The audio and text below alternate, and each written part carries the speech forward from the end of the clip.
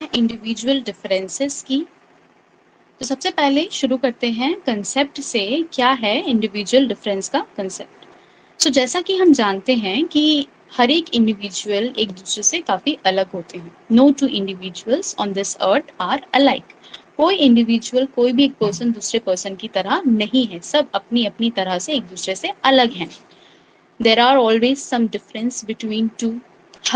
हर दो लोगों में कुछ ना कुछ डिफरेंसेस जो हैं वो होते ही हैं। Even the twins have individual differences. जब हम ट्विंस की बात करते हैं, जुड़वे बच्चों की बात करते हैं, तो उनमें भी कुछ ना कुछ डिफरेंसेस तो होते ही हैं। अब हमें क्या याद रखना है कि इंडिविजुअल डिफरेंसेस जो हैं वो फिजिकली भी हो सकते हैं, मेंटली डिफरेंसेस भी हो सकते हैं, या इमोशनली डिफरेंसेस भी होते हैं। Individual difference can be on account of interest, attitude, aptitude and belief system। 4 points हैं जो हमें अपने दिमाग में डाल लेना है, और वो ये है कि इंडिविजुअल डिफरेंसेस इंटरेस्ट के बेसिस पर हो सकते हैं, एटीट्यूड के बेसिस पर हो सकते हैं, एप्टीट्यूड के बेसिस पर हो सकते हैं, साथ ही साथ बिलीफ सिस्टम के बेसिस पर भी हो सकते हैं। फॉर एग्जाम्पल, जैसा कि एक एग्जाम्पल अगर मैं दूं, तो अगर एक फैमिली में 4 बच्चे हैं, if there are 4 children in a family, the 4 children will have a lot of differences. अगर किसी फैमिली में 4 बच्चे हैं तो उन चारों बच्चों में डिफरेंसेस जरूर होंगे। अब ऐसा भी हो सकता है कि उनके इंटरेस्ट में डिफरेंस होगा, उनकी हॉबीज में, उनके हैबिट्स में थोड़े बहुत डिफरेंसेस तो जरूर होंगे। अब आगे आते हैं इंडिविजुअल डिफरेंस की डेफिनेशन पर। तो Carter V good, Carter V good, इन्होंने अपनी एक वर्क लिखी है, डिक्शनरी, अपनी एक बुक लिखी है, dictionary of education, which was published in the year 1959। इनकी ये जो बुक है डिक्शनरी ऑफ एजुकेशन, पब्लिश हुई 1959 में। Here he defined individual differences as individual differences stand for the variations or deviations among individuals in regard. Yes. Individual differences stand for the variation or deviations among individuals in regard to a single characteristics or a number of characteristics।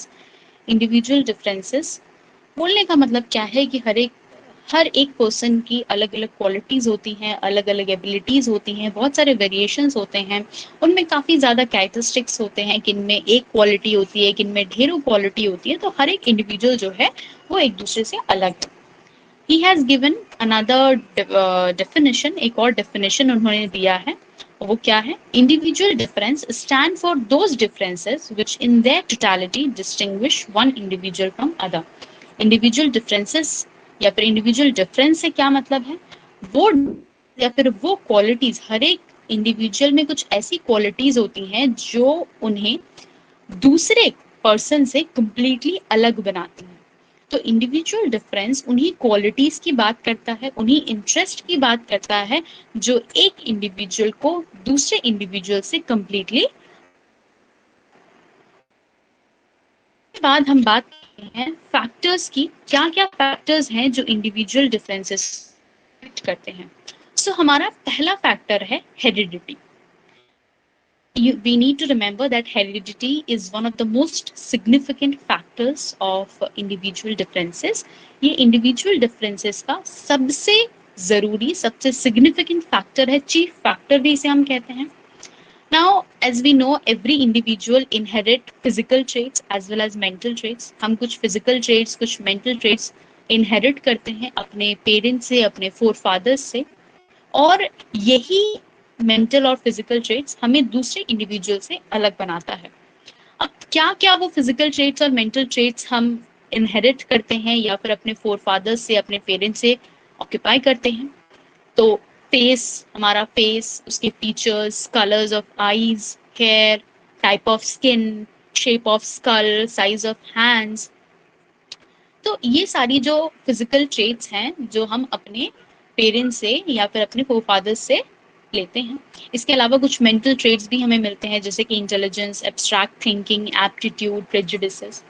So overall, we can say that every individual's mental and physical development takes place differently। हर एक individual का जो mental और physical development होता है वो different होता है, हर एक इंडिविजुअल का मेंटल और फिजिकल डेवलपमेंट जो है वो अलग अलग होता है, मेंटल एंड फिजिकल ट्रेट्स अलग अलग होते हैं, जो कि एक मेन रीजन है हर इंडिविजुअल डिफरेंसेस का।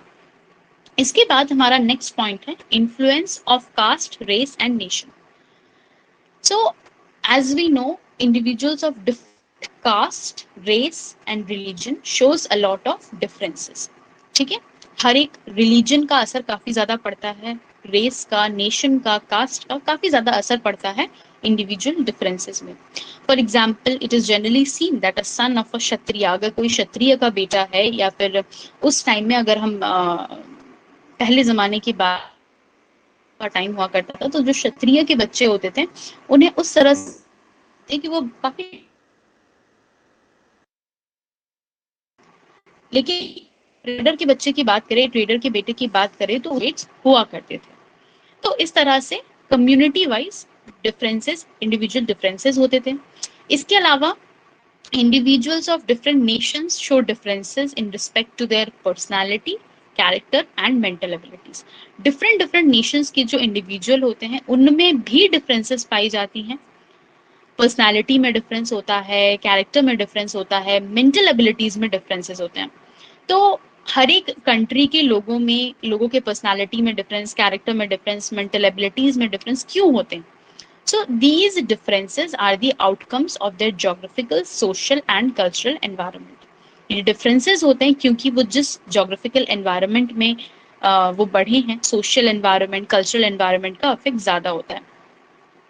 Now काफी सारी स्टडीज भी की गई हैं जिनमें दिखाया गया है differences between Americans and Negroes, Japanese and Chinese, English and Indian individuals.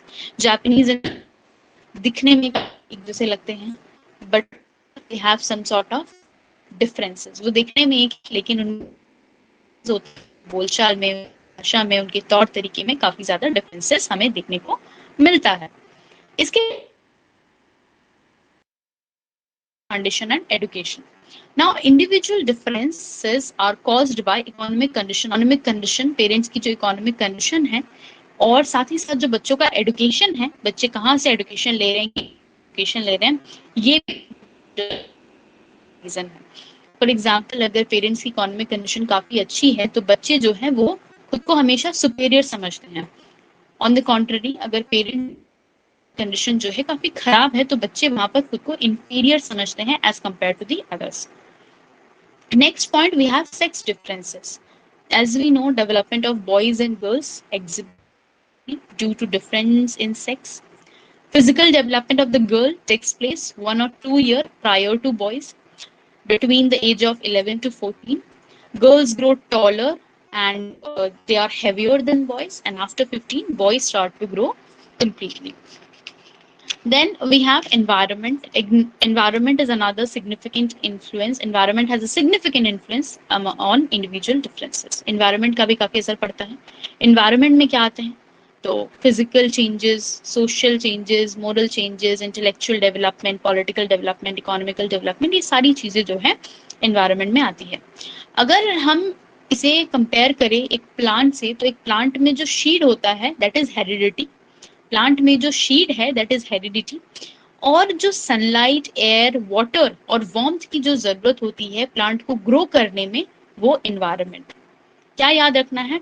Heredity is just like the seed and environment is just like sunlight, air, water, warmth, which is needed for the growth of the plant.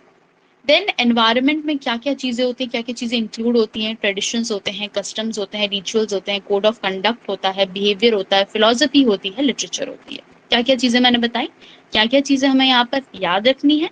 तो traditions होते हैं, customs होते हैं, rights, rituals, code of conduct, ये सारी चीजें हम environment से सीखते हैं। तो जो जिस एनवायरनमेंट में रहता है वो उस तरह की चीजें वहां पर सीखता है। तो ये एक मेन रीजन हो जाता है इंडिविजुअल डिफरेंसेस का।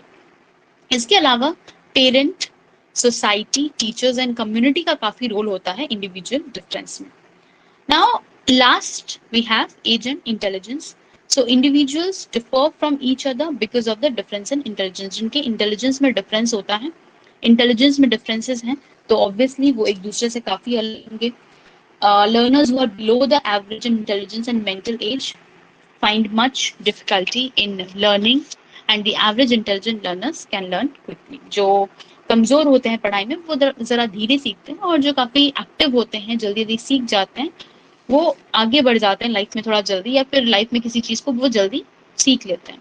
तो ये भी एक फैक्टर है जो इंडिविजुअल डिफरेंसेस को अफेक्ट करता है। आई होप यहाँ तक मैंने जितनी भी चीजें बताई वो आपको क्लियर होंगी। Now will meet in the next video. Thank you.